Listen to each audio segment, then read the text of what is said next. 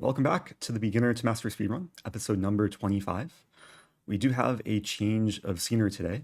I'm in Bali, Indonesia, escaping the cold winter from the US. Nice tropical climate here. And coming into today, rated 1251 on an 80 plus game win streak. So let's hop into it. First opponent, playing GM Scrizzy, who doesn't have the official GM title, but rated just below 1300. And playing the King's Pawn, as usual, we have a Petrov defense. Are we going to see a Stafford? Knight takes e5. And we do see a Stafford Gambit. Okay, so this is the second Stafford Gambit I've encountered so far this speedrun. And yeah, there's a few moves for white to attempt to refute this opening. Always brings me pain to show the refutation of the Stafford. Usually the opening I like to play and win with from the backside. But yeah, there's d3 and knight c3. These are the two, I think, most practical moves. There's also e5, which is a bit more aggressive. I'm going to play knight c3. Last time I had played d3, which is also completely acceptable.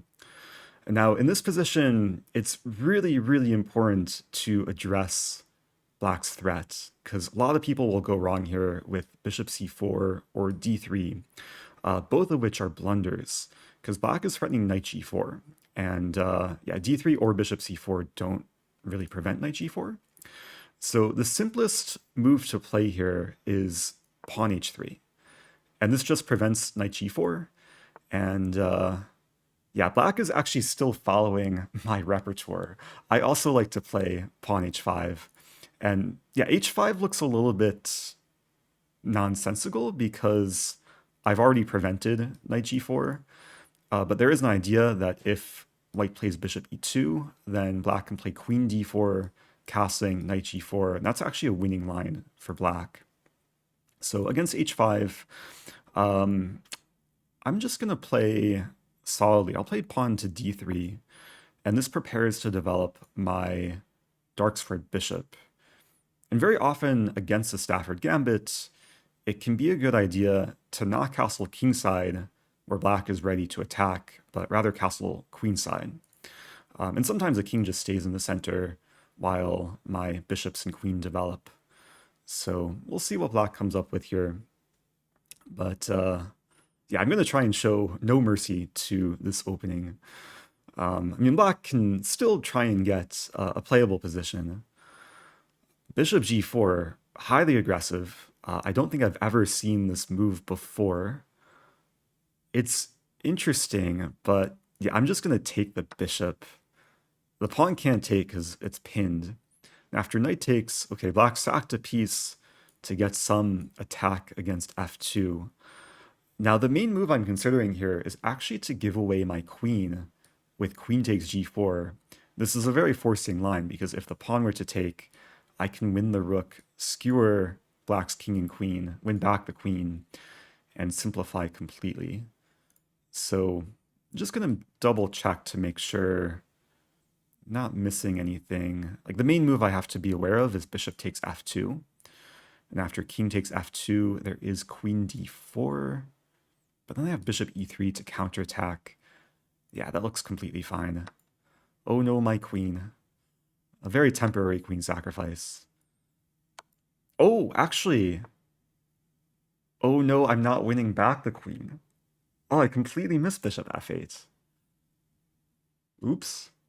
Well, thankfully, I did win some material. I won a knight and a rook. And I also won the knight previously on g4. So I have enough material for not having a queen. What is it? I've bishop, knight, and rook for queen. So everything is still under control. That was a slightly embarrassing oversight, though, missing the backwards bishop move. Sometimes these retreating moves are the easiest moves to overlook. Thankfully, okay, life is still fine. I'm now threatening bishop to c5, also preparing queenside castling. But Black does have a playable position. Like, it's still going to take a lot of work to try and win from here. Queen f6. Can I just play bishop c5 right away? Always have to be careful putting a piece on an undefended square. Also second guessing myself, given I overlooked one of the previous moves, but this looks fine. And I don't see a great way for black to defend the bishop. If queenside castling, I'll just take and win more material. I mean, black could play g6 to attack the rook, but then I'll win the bishop and then win the rook on a8. Yeah, so we're going to see an example of when having a queen is just not enough, because from the white side, I just have so many pieces for it. I'll take the bishop with my rook, which will force a rook trade. And after takes, my bishop is on a weird square on f8, but I don't think it's getting trapped. Bishop will have the diagonal to retreat. So weird game to start the episode. Yeah, I guess we see the trickiness of the Stafford. Like even though my opponent played what should have been a bad line, I kind of made some oversights, making it not super simple. So queen g5, logical move, preventing me from casting queenside. Maybe preparing g3 as well. This also prevents bishop c5. Like I would have liked to play bishop c5 and bishop e3 to centralize. So what do I want to do? Maybe just g3. This prevents black from playing g3. And I do have time here to try and organize my pieces, try and find the optimal setup. I think at some point I will retreat probably all the way back to a3. And what I might end up doing is like playing bishop g2 and king e2. I don't see a great way to try and prepare queenside castling. And the long-term plan is probably to get the rook to h1 and then gradually optimizing my minor pieces. Black putting on the pressure, pawn f5. This does give me the chance to play bishop c5. And then if takes, I can take and defend and attack. Although bishop c5 could walk into f4, which looks a little bit annoying. So trying to find the simplest reply here. Bishop g2. I mean, f4 is coming. I could take. Maybe taking is the way to go. And then if queen takes, I think I can get away with taking on g7. It's always scary having an undefended piece, this case very deep in my opponent's territory. But yeah, there's no like double attack. Queen e7 is not possible. And if queen e6, I can block with a knight or with a bishop. So I am getting a little bit antsy to get my rook into play. Been moving around this bishop a lot, but so far it's working out. And now if I queenside castle, I give away f2. So I'm going to start with knight e4. Really nice centralizing move. Over defending f2. And yeah, there's no black pawn that can chase away my knight from e4. So this is now a really solid construction. And very soon I'll look to castle and then try and start organizing my pieces. And yeah, it's hard for black to like generate too many threats here. I mean, maybe one thing black could try is queen f3, preventing me from castling. And if I play bishop e2, there'd be queen h1. So yeah, queen f3 is probably the most annoying move. And black could also try to pawn storm, but it's not really the scariest of storms. Okay, so queen f7, attacking the bishop. Let's retreat. I should note that my rook is now tied down to a2, so I might have to play another preparatory move before actually castling. But trying to be patient here. This looks like a free pawn. Yeah, let's take it. And this bishop has moved so many times this game, but I think most of the moves have been pretty well justified. Okay, queen is attacking my b2 pawn, so I think it's time to castle and defend. And maybe pretty soon I can start thinking about some mating attack, like having 3 minor pieces and a rook, assuming I can coordinate them. Like if I get a knight to c5, pawn to d4, get the light squared bishop in, I mean, hopefully I can pretty quickly start strangling the black king. Playing bishop d2 to get the bishop to a better central square. And this bishop has really gone on a journey. I developed to e3 and then c5 and then f8 and then back and then I already forget the exact path. Somehow I got to c3, took, and now the bishop has come to f4. And everything is defended in this position, except my a2 pawn, which is no longer attacked. So let's develop, go after the pawn on g4. Queen h8. This is tricky, because now if I take the pawn, there's queen g8 with a double attack against my bishop and my a2 pawn. So yeah, even when the position looks very fine, still always want to be a little bit careful. I'm going to start with knight c5. Really like the square for the knight. d4 likely to come. Or maybe if king b6, I can play bishop e3 first, aligning with the king. I'm trying to conceptualize like some mating idea. It already feels close. King a5. The problem is if I move the knight, it allows king a6. So I'm going to start with pawn d4, cementing the knight, also preparing to lift the rook. And actually, if I get the rook to a3, then it'll be forced checkmate, because king b6, rook a6 checkmate. Nice mating idea. The pawn supporting the knight, supporting the rook, checkmating the king. Okay, black is attacking the a-pawn. So there's a famous Ben Feingold saying, now, anybody who is my student or has listened to my lectures and has less brain damage than most of you at home remembers my rule: always play king b1. Very good. Always play king b1. It's very typical when you castle queenside to slide the king over. Of course, it's a very late stage in the game. I probably could have played rook d3 to set up queen a2 and rook a3, but yeah, really giving black no chances here. And yeah, pawn b4.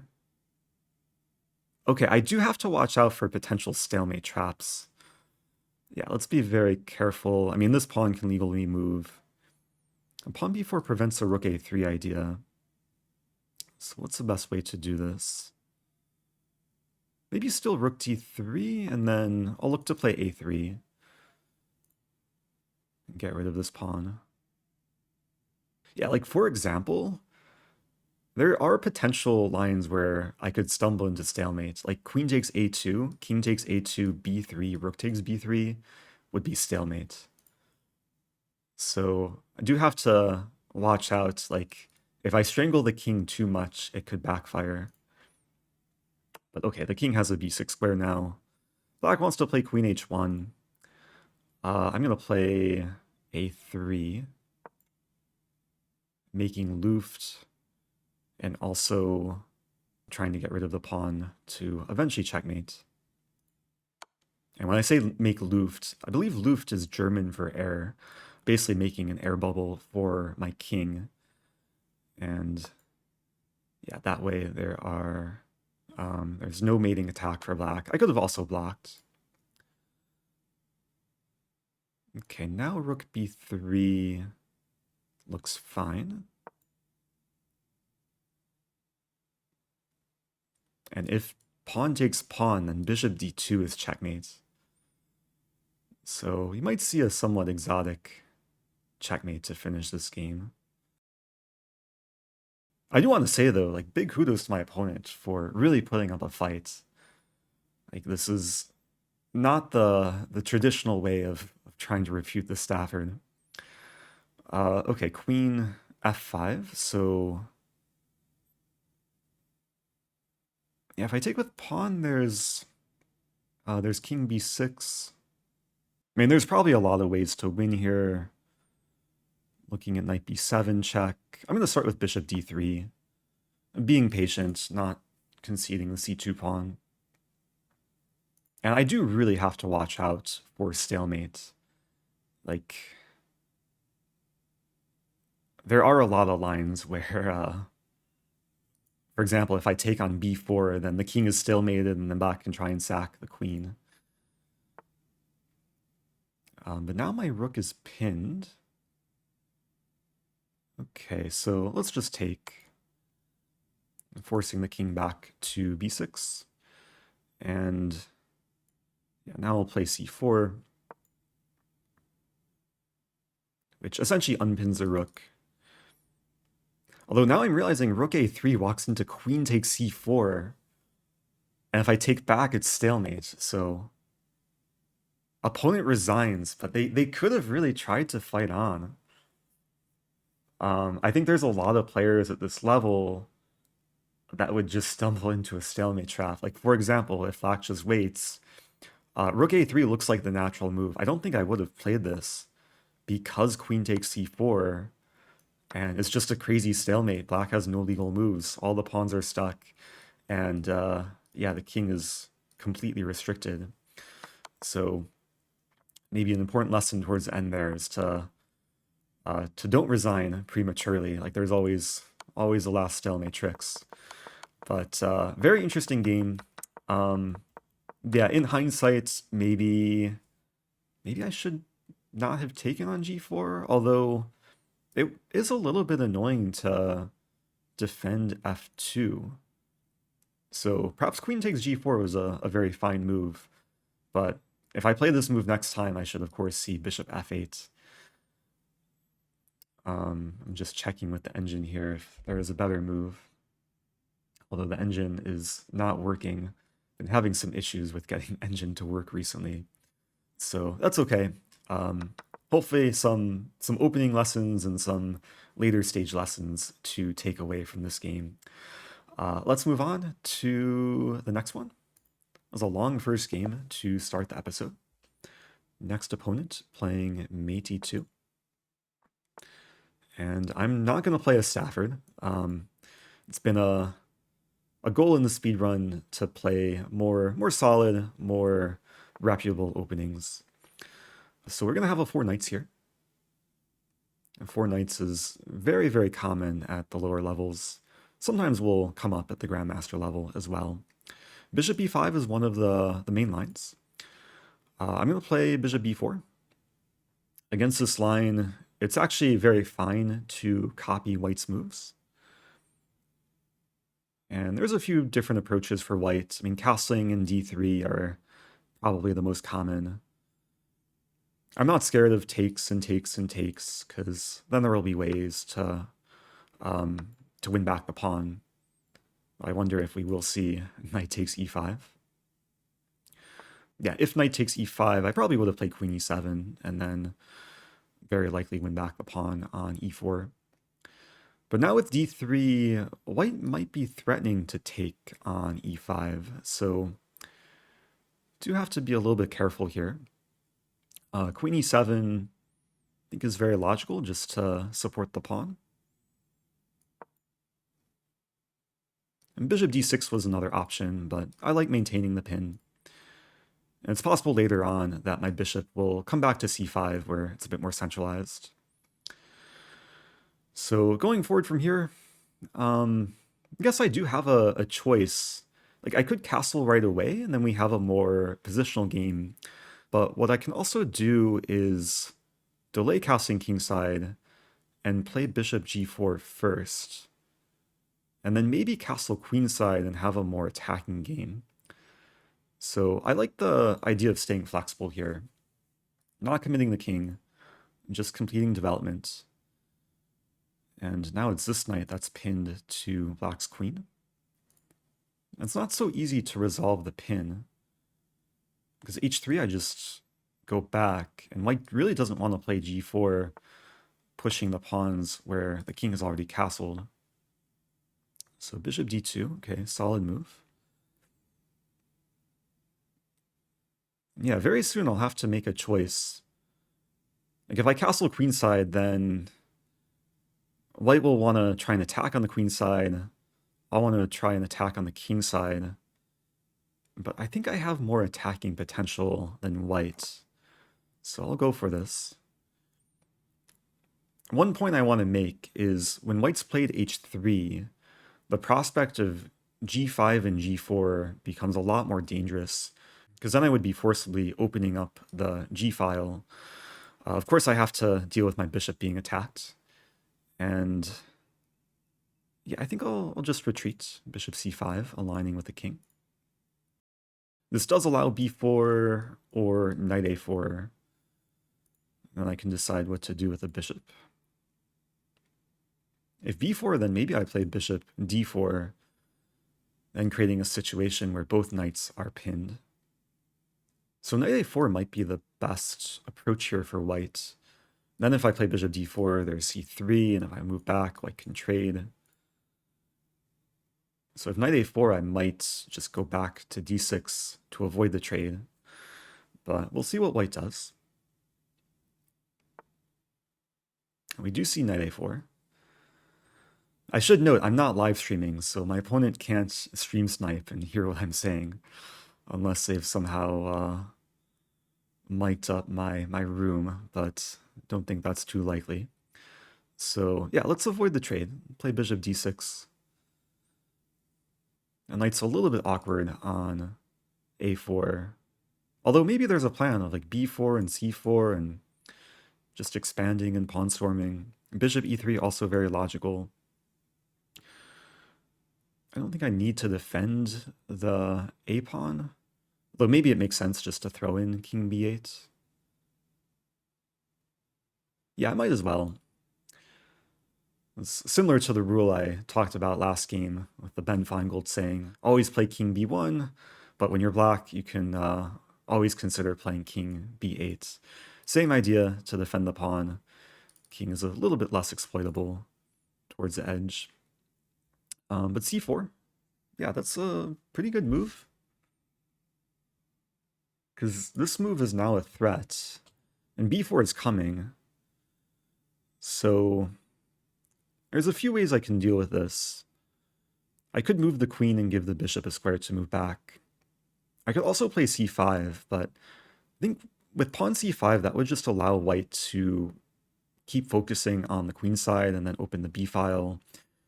And generally, I don't want to allow files to open on the side I'm castled on, especially when it's opposite side castling. So I'm a bit more inclined here to play queen e3 or queen d7. Queen e6, I should say. Queen d7. Let's go with queen e6. Bit more centralizing. If white wants to play this, I'll just retreat. And actually, if c5, bishop e7, then I think I'll be threatening knight takes e4. Nice having the rook aligned with white's queen. And from white's perspective, I mean, they'd really like to get the queen to start pressuring the queen side. But if the queen ever leaves d1 or e2 to defend the knight, then I'll be happy to take, double white's pawns, and then rampage on the king side. So knight c3, logical move. And now I don't really have a great prospect to try and set up tactics with knight takes e4. So I'm actually considering pawn g5 here, which is a pawn sacrifice, but it would open the g file. And in a position like this, very often you can prioritize piece activity over material. And I think it's well worth sacrificing a pawn to open the g file and start generating threats. White quickly takes the pawn, so I'll play rook g8. And now I am Am I threatening rook takes g5? Because white could take back and counterattack my queen. I'm probably threatening bishop takes f3, different move order to remove the guard, but white takes on f6. So I'm going to pause here because the most obvious recapture is just queen takes f6, but I also have queen takes h3. But then there's g3. Might get a little bit murky. Calculating rook takes g3, pawn takes g3, queen takes g3, king h1. Yeah, I think it's just simpler to take back the bishop, and now I have just a ton of pressure on the king side, threatening very simply bishop takes f3. G-pawn is pinned. So yeah, white's in a really tough spot here. It's always nice having basically more attackers than the opponent has defenders. Though maybe white could try king h2 or king h1. Simply get the king off the g-file and unpin the g-pawn. I'm actually calculating a pretty beautiful line that if the king were to move, I can show after the game, but I was calculating rook takes g2. White plays g4. Now the first move I'm looking at is bishop takes g4. Pawn takes g4, rook takes g4. It seems very close to checkmate. King h1, queen h6, there's knight h2. But then I'll have rook h4. And that looks like lights out for white. So yeah, sacrificing the bishop. Again, just prioritizing piece activity over material. And this is really just a temporary sacrifice. It's now a very forcing line. King h1 is the only move that doesn't get mated. And let's play queen h6. And rook h4. I'm hoping I'm not overlooking anything like the previous game. But yeah, I don't see any way for white to defend the knight. Nice having the queen rook battery on the h-file. But white's king is going to run. So do I have... I have a forced checkmate here. If I take, there's king f3, and the king is a little bit slippery. And take a moment. I mean, taking wins back material. I should definitely start with this. I'm looking at king f3, queen h5, king e3.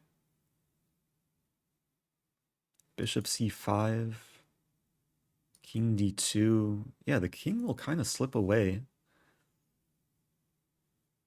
Maybe what I can do, there's a nice idea to play bishop c5 first.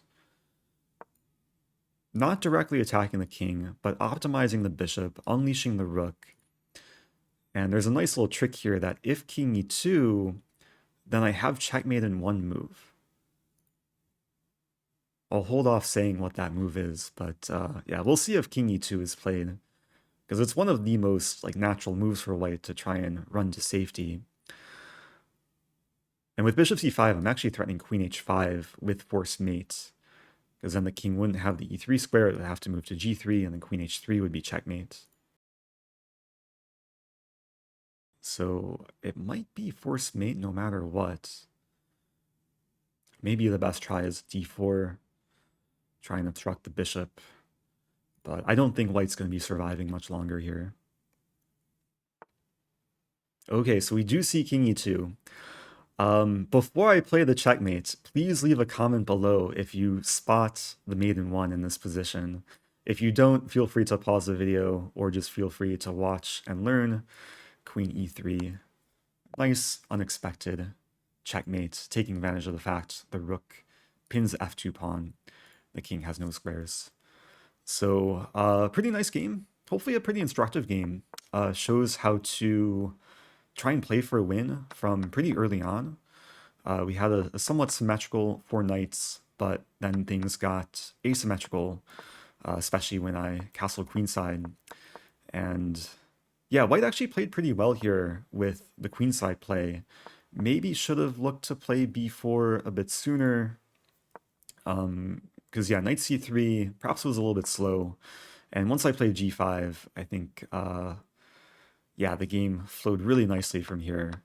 And just to show the line I was calculating, if white played king h2 or king h1, then I was probably going to sack on g2. And after king takes g2, there's rook g8. And I think white's just crumbling here. Knight g5 doesn't work. And if the king moves, I would take, threatening the queen and threatening rook g2 with some forced mates. So a lot of fun lines that maybe could have happened. But nice game overall. Let's keep it going. We'll do at least one more. Up to 1267. Playing young Andy B. And we have, what do we call this? B3, a Nimzo-Larsen attack. Definitely not the most common opening, but somewhat of a trendy opening for some players. And yeah, I'm going to play just principal chess, focus on the center, trying to gain space early. I didn't play d5 there because bishop b5 is sometimes annoying, which would pin the knight. We see pawn c4, which, yeah, now resembles a reverse Sicilian.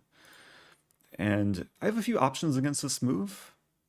I think the most principled option is to play pawn d5, which basically goes into a reverse open Sicilian.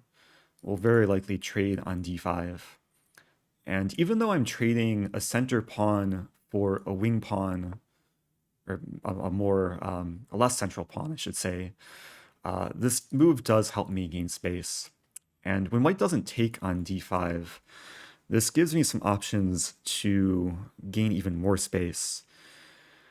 And yeah, let's just take the space advantage, play pawn d4.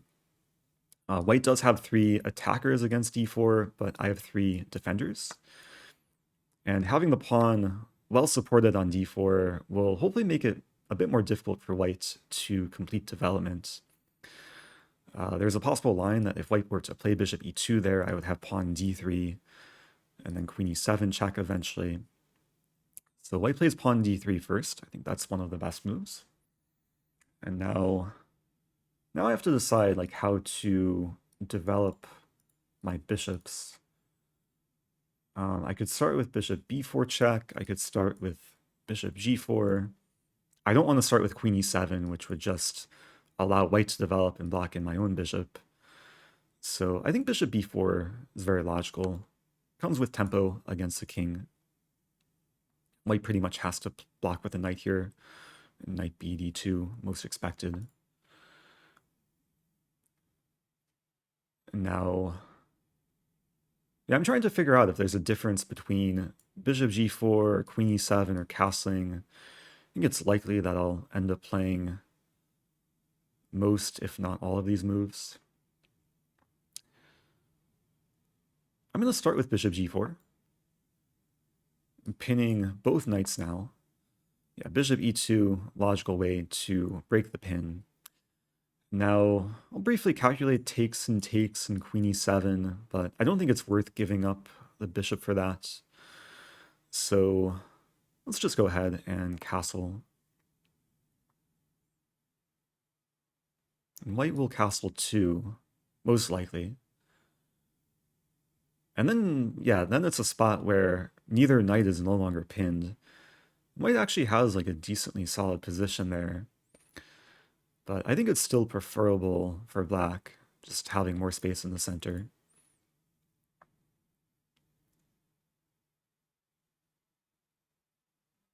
I mean, one alternative for white is maybe to play a3 and then try and expand quickly with b4. There's also a move knight takes d4, which creates a little bit of complication, because if I take and then white takes, I lose a pawn, but then I can win back the pawn at the very least. But there could be weird lines like takes and then takes and then takes. It should be somewhere there where black is for choice. Yeah, actually, if takes, I could take with knight and then takes and then takes and then takes and then fork on c2. Sometimes with lines like that, like if you're playing white, you should just intuitively realize that there's too many dangers with taking the pawn on d4. So opponent tanking a little bit. I'm now up on time. Yeah, I'd say the three candidate moves for white are a3, castling, and h3. I don't see anything else that makes too much sense.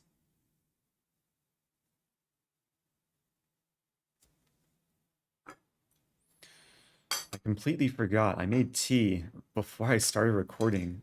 I haven't drinking the tea yet. Drinking is probably not a word. I haven't drunk the tea yet. Until now. Okay, so we do see castling. And now... Yeah, I should have been, like, thinking further. What do I do after castling? There's a move here which looks a little bit random, but I think I'll play it and then I'll explain it. So the point of a5 is to prevent white from expanding with eventual b4. That if a3, I can safely put the bishop on c5, and basically I'm just clamping down on the queen side. It would be very difficult for white to now get in this move, pawn b4. So it's a very typical idea in these structures with controlling more space in the center. I'm just trying to control more space in all areas. And now knight e4, so a confrontational move, hitting my knight and my bishop. Yeah, I don't think I want to retreat the bishop. I think I'll be happy by taking the knight. This does allow the pawn to get to e4, but then it will give me a pass pawn on d4. The pawn is still very well supported.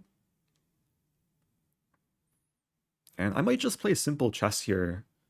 Like, the move that comes to mind is queen d7. Although, queen d7 might not actually be so simple. So I'm realizing there is knight takes d4. And is white winning a pawn? Because if I take with the bishop, there's bishop takes g4. If I take the bishop on e2, there's knight takes e2. Yeah, actually I have to be really careful here. It looks like this is a threat. Yeah, and queen d7, it's actually really interesting. It would support the bishop, but knight d4 is still possible because of the queen-bishop battery, I think. So, I mean, it's an important habit in chess is sometimes before you look at what you want to do, you want to look at what your opponent wants to do. So, I mean, the problems basically stem from this bishop being unsupported. And one move that comes to mind here is pawn f5, which sometimes can be weakening, but in this case it supports the bishop, and if takes, I can take. I open the f-file. Yeah, I'm going to play pawn f5. It was definitely not the first move that came to mind, but I kind of like the prospect of transforming the position where if I can open the file, then maybe it can lead to a later attack on the king side. And yeah, whenever you move your f-pawn, like whether or not you're castle, you always have to watch out for the new lines opened towards your king. But white can't really exploit the diagonal, so it's not really a weakness. And with bishop d3, now I'll have some choices. I mean, taking is possible, but then the bishop can centralize. Knight e5 comes to mind. Knight e5 looks really nice, because the knight is pinned, the bishop now no longer on e2. I'm pressuring the knight and the bishop. So if white moves back to e2, then I'll have to figure out what to do. I'd want to take the pawn, but then my knight would be hanging.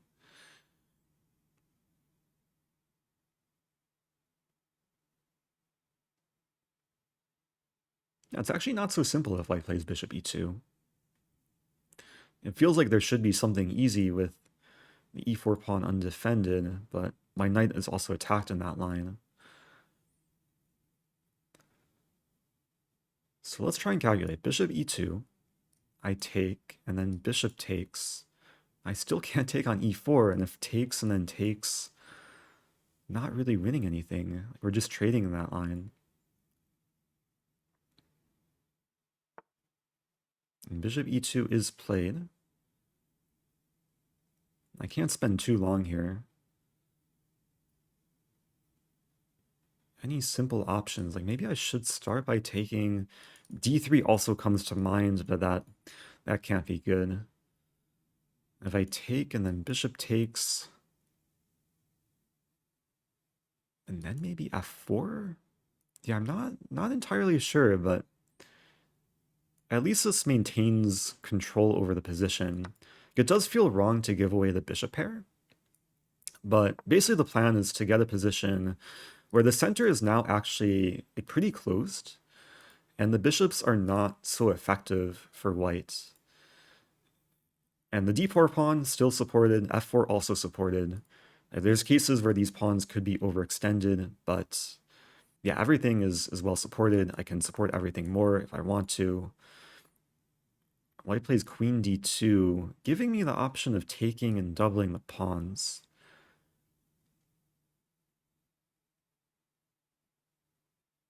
I'm trying to calculate takes and then rook a6. And then king h1.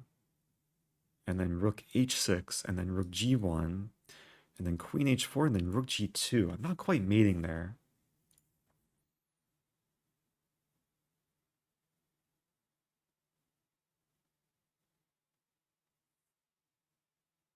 Yeah, I don't want to take too long on this move, but yeah, I'm not sure. Like it feels like a no-brainer to double white's pawns, but then white gets the g-file, and if white's in time to play rook g2, then maybe the g-file can be an asset for white. So I'm going to start with rook a6 here, which is basically a preparatory move, preparing to take, and then lift the rook over to h6 or g6. White plays b4. Now I think I can just ignore the queen side, because yeah, it seems very, very close to completely winning on the king side. But I have to be precise, because if I played this, then king here, and then queen here, and then rook here. So I don't think I want to give white time to save the king, or to move the king to h1. If I play queen h4 first, I'm losing my bishop, but then I check, and then here, and then here. I don't see how white's stopping checkmate. So let's go for queen h4. Yeah, it's a nice idea, like lifting the rook from a8 all the way to h6. Not something you see every day, but it's nice having the whole 6 rank open. And this is what we call a rook lift in chess, also called a rover. There might be some other terms for it too. Now there's a few options. I could start with rook h6, but then maybe rook e1 and the king can slip away. So I think it's nice to provoke king h1 and then play rook h6. And this is what I was calculating initially. And yeah, I don't see any way to save the white king. This is why it was nice to start with rook a6 first instead of taking on f3, because if white had one more move to play rook g1 and rook g2, then it wouldn't be so simple. But white resigns there, so nice kind of attacking game. Yeah, I'm getting to the rating level where my opponents aren't making like obvious blunders. A lot of these games I've really had to work for my wins, and we're seeing like higher level strategic middle game play. So again, hopefully some lessons to take away. I did want to point out here that there's a cute trap that if bishop e2, then pawn d3 is really strong, forcing bishop f1 and then queen e7. And then there's no way for white to not lose material, because any blocking move loses a minor piece. So what happened this game, yeah, white actually had a solid position, but eventually just kind of fell under pressure on the king side. Probably should not have allowed knight takes f3 in what happened in the game. But yeah, this position wasn't so easy for white, because if the bishop retreats, I'm going to have pawn f3 to keep attacking and still lift the rook over. So yeah, I'm not sure what white should have done. Maybe bishop g4 was a better option to then try and maybe plant the bishop on d5 or put the bishop on h3 and try and get an f3. But yeah, anyway, nice game. I think I will wrap it up there. So thanks everyone for watching. If you have questions, leave them below. Look forward to reading the comments. If you like this content, be sure to subscribe. A lot of episodes coming in the future.